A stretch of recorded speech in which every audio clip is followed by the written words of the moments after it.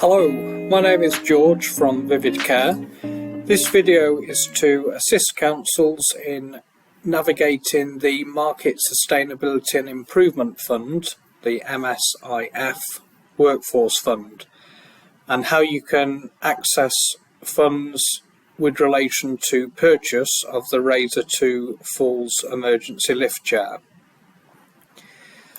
The first document to fill in is the initial metric reporting template, starting at the tab Spend Return.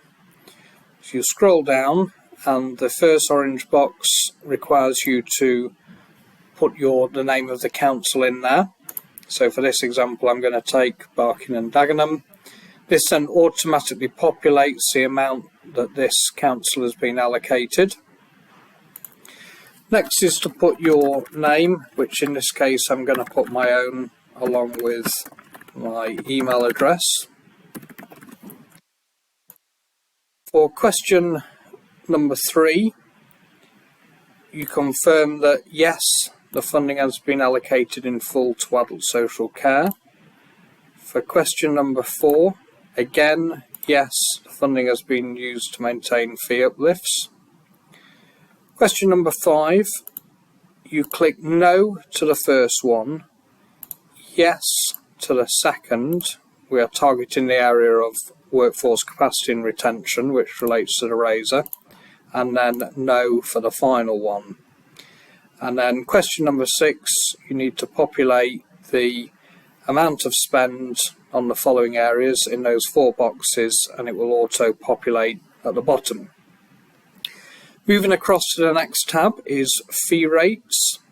So enter the fee rates in the orange boxes again, providing any additional commentary where needed, maximum of 500 characters. And then finally in the last question, if you want to go over any other information, you can record that in this box, which is another 1,000 characters. Your next tab is waiting times. So again, there's some information to record in the orange boxes. So the number of days, the metric value, alternative metric if you can't give the answer to question 1. And then an explanation again in the box, maximum of 500 characters. Finally on this spreadsheet, the workforce tab. Again, scroll down, so record the number of recruits and the care providers in that area. So the same again, number of staff leaving a job.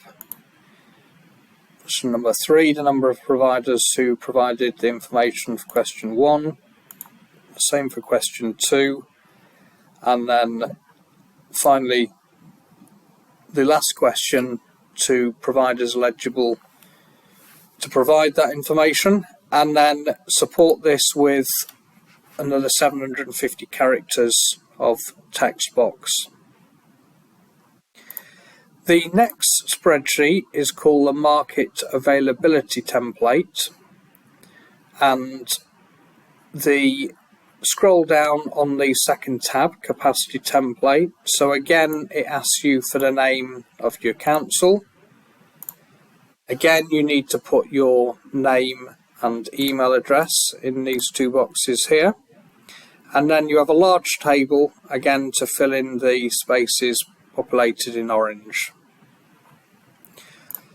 Finally, there's a third document, a Word document, Market Availability Template, and this wants more details in each of the 3 areas. So detail what measures you put in place during the winter in relation to capacity for winter, so no more than 500 words.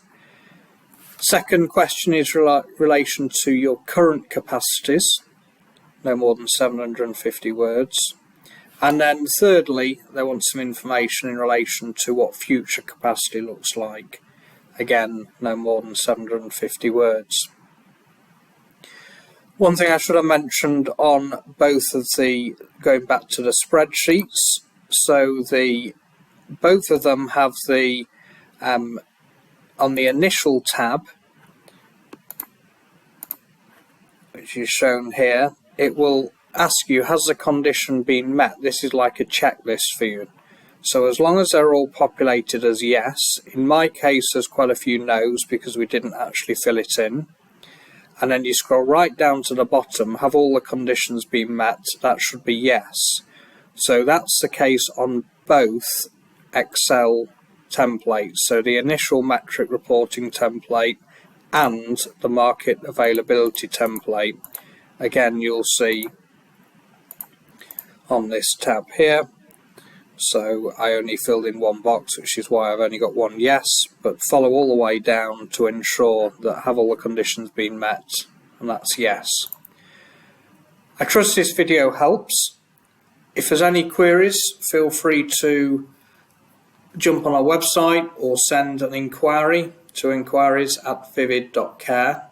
Please note the deadline is the 22nd of May this year, so not long.